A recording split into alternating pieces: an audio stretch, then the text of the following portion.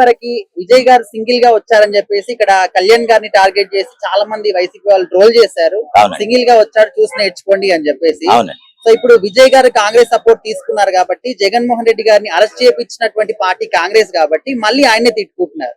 So వీళ్ళ mood అనేది ఇట్లా స్వింగ్ ఎందుకు అవుతుంది అంటారు అటు ఇటు? స్వింగ్ అంటేనండి వైసీపీ వాళ్ళు ఏ అవకాశం ఉన్నా దూరిపోదామని చూస్తారు. వాళ్ళకి ఏంటంటే ఎవరో గెలిస్తే అంటే వీళ్ళ సంబంధం లేదు, వీళ్ళకి అవసరం లేదు. అయితే ఏంటంటే ఇంకా మేమున్నాం, మా మా సపోర్ట్ వల్లే విజయ్ గెలిచాడని చెప్పుకోవటం వాళ్ళ సునకానందం అన్నమాట. ఇంకా అది మిగిలిన వాళ్ళందరికీ తెలిసినా కానీ వాళ్ళకి మాత్రం అర్థం కాదు. అంటే ప్రతిదీ కూడా వీళ్ళ క్రెడిట్లు వేసుకోవటం. అది వాళ్ళ నిజంగా చేతకంతనం అండి. అవకాశవాదం చేతకంతనం కంటే అవకాశవాదంతో ఏంటంటే ఎక్కడో తమిళనాడులో విజయ్ గెలిస్తే అంటే కొంతమంది ఏంటంటే విజయ్ జగన్ గారు నా ఫోటో చూపించేసి యాక్చువల్ గా వాళ్ళు దేనికో వేరే సందర్భంలో మ్యారేజ్ లో కలిశారు. విజయ్ ఆహ్వానం కాదు లేదా జగన్ ఆహ్వానం కలిసింది కాదు. అక్కడ ఒకళ్ళ మ్యారేజ్ కోసం వెళ్ళారు. ఆ మ్యారేజ్ సందర్భంగా ఇద్దరు ఎదురుపడ్డారు కాబట్టి కలిసారు. ఆ ఫోటో ఉంది. దాన్ని బట్టి ఏదో ఇంకా జగనే ప్రోత్సహించేయటం వల్లే రాజకీయాల్లోకి వచ్చేసినట్టు, విజయం సాధించేసినట్టు ఈ రకంగా వైసీపీ వాళ్ళు చెప్పుకోవటం అంటే నిజంగా వాళ్ళు ఎంత అవసాన దశలో ఉన్నారు ప్రత్యేకంగా చెప్పనవసరం లేదు. ఇప్పుడు విజయ్ గారు గెలిచినప్పుడు సింగిల్ గా గెలిచారని చెప్పేసి పొగిడారు, గొప్పగా మాట్లాడారు. అక్కడ వరకు బాగానే ఉంది. ఓకే. సో ఇప్పుడు కాంగ్రెస్ సపోర్ట్ చేస్తుంది అని చెప్పేసి ఈ చిన్నదానికి ఇప్పుడు జగన్ గారిని అరెస్ట్ చేసినటువంటి పార్టీ అని చెప్పేసి మళ్ళీ ఆయన్ని తిట్టేస్తున్నారు. సో ఇది ఎట్లా చూస్తారు మీరు దీన్ని? ఇది ఎలా అంటేనండి, అక్కడ తమిళనాడు రాజకీయాలు యాక్చువల్ గా ఇక్కడ ఆంధ్రప్రదేశ్ కి అసలు సంబంధం లేదండి. ఎందుకంటే జగన్ గారు ఏదో అరెస్ట్ చేశారు లేకపోతే కాంగ్రెస్ వాళ్ళు అరెస్ట్ చేశారు అని కాదు. ఆయన చేసిన తప్పులు అన్ని కావు.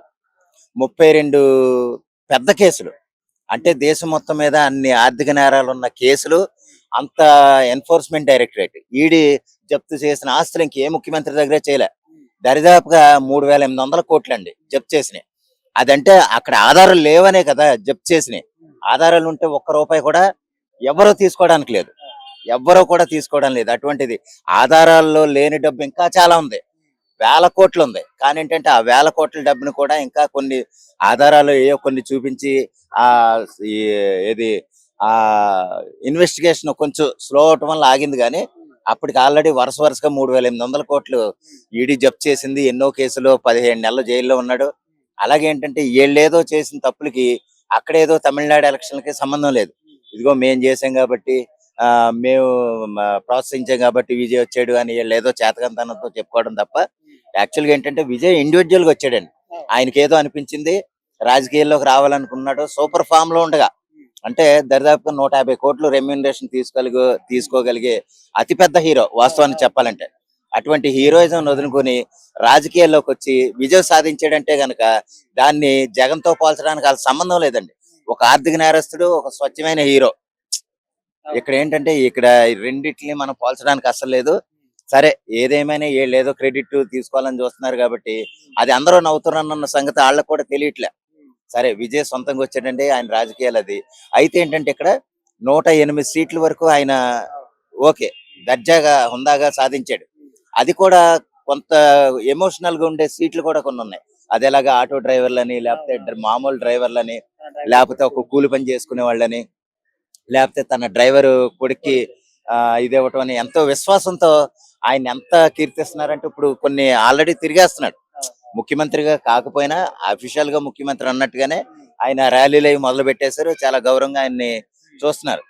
అయితే అక్కడ ఆయన సొంతంగా రావటం, విజయం సాధించడం అది ఒక చరిత్ర కింద మనం చెప్పాలండి. ఎందుకంటే చాలా ఏళ్ల తర్వాత ఒక సినిమా హీరో రావటం అనేది అది గొప్ప విషయం. అది ఆయన ఇండివిజువల్ గా వచ్చింది, దాన్ని ఎవరెవరో వాళ్ళ ఖాతాలో వేసుకోవటం అనేది అది చాలా తప్పు. విజయ్ గారు సొంతంగా వచ్చాడు, ఆయన్ని అభినందించాలి. ఎందుకంటే కొన్ని దశాబ్దాలుగా అంటే ఒక 40-50 ఏళ్లుగా పాతుకుపోయిన పార్టీలని దూసుకుని వచ్చి ఆయన నిలబడగలగటం, అన్ని సీట్లు సాధించడం అంటే తక్కువ విషయం కాదు. సరే ఇక్కడ కొన్ని మళ్ళీ సీట్లు అవసరమైంది. దానికి మళ్ళీ కాంగ్రెస్ నుంచి 5 సీట్లు ఉన్నాయండి. సిపిఎం 2 ఉన్నాయి, సిపిఐ 2. కానీ ఏంటంటే ఇక్కడ కొంతమంది ఏంటంటే ఏఐడిఎంకే కలుస్తుంది అని అంటున్నారు. కలిస్తే కనుక ఇంకా చాలా లార్జెస్ట్ పార్టీ కింద వస్తుంది. అంటే మళ్ళీ కూటమి కింద అయిపోద్ది. వీళ్ళేదో అంటే మేము సింగిల్ గా వచ్చాం అని జగన్మోహన్ రెడ్డి ఎలా చెప్పుకున్నాడో మన విజయ్ గారు కూడా అలాగే చెప్పుకున్నాడు. కాబట్టి వాళ్ళిద్దరికి సారూప్యంగా వైసీపీ వాళ్ళు ప్రచారం చేసుకుంటున్నారు. కానీ వాస్తవానికి అదేం సంబంధం లేదు. ఆయన సింగిల్ గా వచ్చి పోటీ చేశాడు. ఇక్కడ ఎవరో పోటీ లేక అంటే కూడా వచ్చేవాళ్ళు లేక ఇక్కడ సింగిల్ గా వచ్చాడు. అది తేడా తప్ప అంతకంటే ఏం కాదు. సరే ఏదేమైనా దాని ఆయనకు వచ్చే సీట్లు ఈజీ అండి. ఎందుకంటే 118 సీట్లు ఆల్రెడీ 90% వచ్చేసినప్పుడు మిగిలిన వాళ్ళు జత కలవటం వాళ్ళకి గౌరవంగా భావిస్తారు తప్ప ఆ మేము వస్తామని అంటారు. ఆ విధంగా ఏంటంటే ఖచ్చితంగా విజయ్ గారు సీఎం అవటం ఖాయం. ఒక 10-12 సీట్లు ఎంతమంది కొంతమంది కలుస్తారు. ఇంకా రానున్న రోజుల్లో కలిసేవాళ్ళు ఉన్నారు. ఆపోజిట్ అంటే ఒక ఏఐడిఎంకే కలవకపోయినా ఇండివిజువల్ గా చేసిన వాళ్ళు చాలా మంది ఉన్నారు. 234 సీట్లకు గాను తమిళనాడులో 234 సీట్లు గాను ఇంకా బయట ఇండిపెండెంట్లు గాని సిపిఐ గాని సిపిఎం గాని మిగిలిన సీట్లు కలిస్తే ఆయన ఇంకా భారీ మెజార్టీ ఇండివిజువల్ గానే ఉంటాడు. ఏదేమైనా సరే కాబోయే ముఖ్యమంత్రి గారు కాబట్టి ఆయన తమిళనాడు రాజకీయాలు కొత్తగా మారాలని సంక్షేమాలు మంచిగా చేయాలని మనమందరం కోరుకోవాలి. Thank you.